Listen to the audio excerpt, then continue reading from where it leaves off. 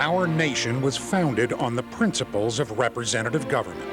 Our forefathers intended that our nation be governed by members of the community in order to reflect the values of those they govern. As Americans and as Teamsters, we have an obligation to make sure that government is effectively representing us. But it's hard to deny that government is ignoring the needs of working people. Why? Most of the people on Capitol Hill are millionaires. The Senate is full of millionaires. Half of the House is full of millionaires. They don't know what it is to be out there working every day, afraid that you might lose your job, taking care of your family, sending your kids to college. The people that make decisions on politics are too often completely out of touch with what's going on in working families and homes every single day. We have to have people that represent us and understand our issues. We can't have billionaires and millionaires running for office and expect them to understand how it is we live on a daily basis. They got money. I mean, and most of the people they know have money. Most of their friends and family have money. Why should they be concerned about the everyday working person? I don't think they understand working families or what it is to have a job where you have to be up at 6 o'clock in the morning every day to punch a clock. We are facing a widening gap between the average working American and those who claim to represent us. What happened to government of, by, and for the people? I think the advent of television, of politicking through the media, really is what changed the dynamics. I think that, and it begins a downward spiral, because what ends up happening is that to be able to get your message to the most people, the fastest way to do it became television. And then in order to get your message out, you had to raise enough money to be able to buy television time. Now when someone wants to run for Congress, the question isn't what are your qualifications, what's your resume, it's how much money can you raise. It's time for us to recognize that government isn't working for us anymore, and it's our duty to change that. By really focusing back at the state level, by shifting our finances, our personnel time, our staff time, really shifting our priorities to the state and local area, we can really bring about change much faster than we can up here.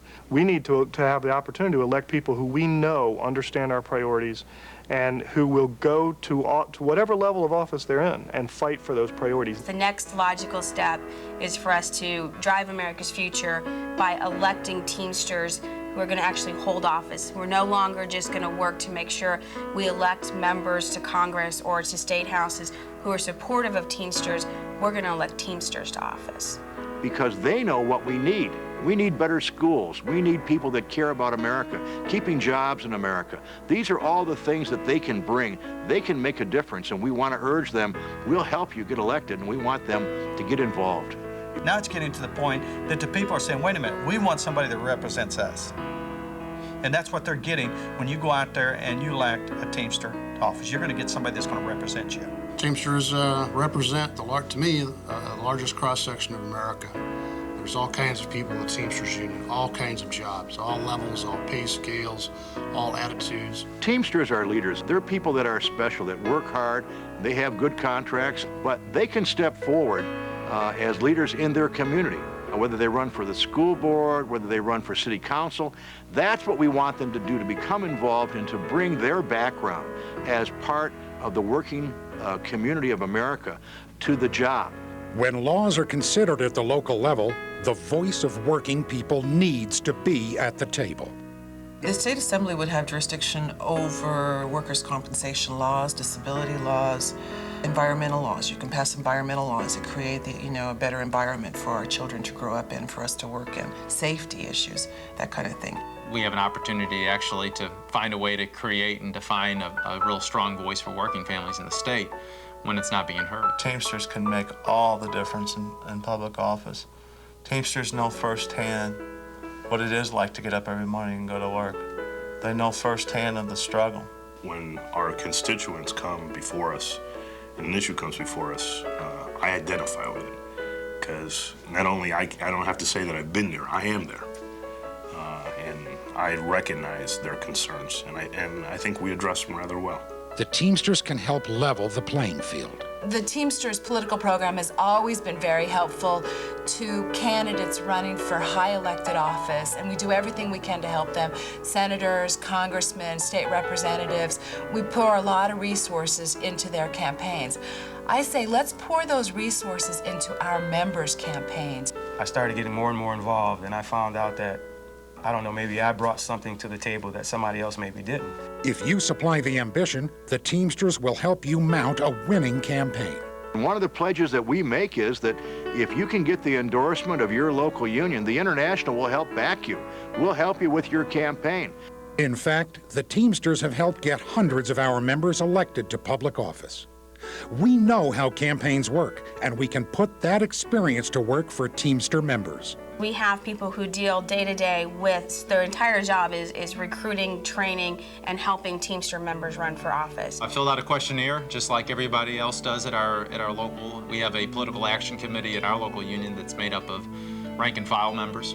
They work at everywhere from grocery warehouses to UPS to a variety of other places we have, and they have you fill out a questionnaire. They ask you questions. Usually when I sit down with a Teamster rank and file member and talk to them about running for office, we put together a whole campaign plan, and we just go over everything from A to Z, from where they are now until Election Day, and we just talk about what it's really going to take from them and what the resources the Teamsters Union has to offer. We'll bring them to DC, where we will conduct trainings, which we've done in the past, and we bring in the top of the line, both sides of the party again, people who are training members who are running for Congress, people who fundraise for people who are running for Senate.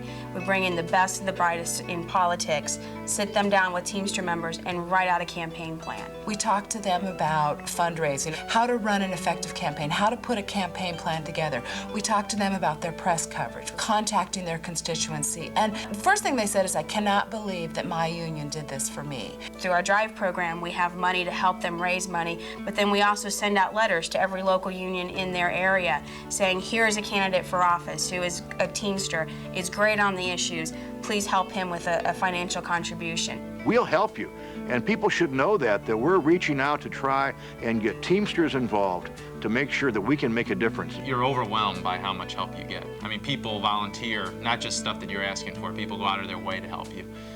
Whether it's the volunteers that show up on a Saturday morning, you know, in droves to go door to door, or whether it's people that are sending money that you never would have expected sent money. I mean, it really, it gives you energy. And then help them move that campaign plan through mail and phones and fundraising every step of the way, GOTV for them on election night. If you're running for, let's say, school council or city council or state rep, we can make a difference, we can help. So it's pretty much a soup to nuts, anything we can do. We don't just write the check and then say, have a great time at this. I mean, we train them, we monitor them, we help them in any way we can. It's time for Teamsters to get behind the wheel and start driving America's future. We want them to be involved, and you know, we have very unique people in the Teamsters Union. They're independent, they have ideas, they have a good, strong union behind them. Let's take that organization and let's take that background and get it into government. We don't have enough people from the working class of America running for office, and that's why we have to have more people who are like us, Teamsters, going out and running for office. Politics is exciting. If you get involved, you can actually see the process and see the process taking place. We as working people are a force to be dealt with. We have put people into office that no one thought could win. And I feel as a working person that I can make a difference. I think anytime you elect someone to the state legislature, it opens up opportunities to elect that second person. I'm planning on running in 2004 for sheriff. Ran for state assembly in the state of California. I'm running for state representative in the 101st District of Missouri. We got a seat on the city council. Would you run for alderman in Belton? And I did, and I won that by 63% of votes. Think big and get involved. That's the biggest thing I can tell you. And make a difference. That's what we want.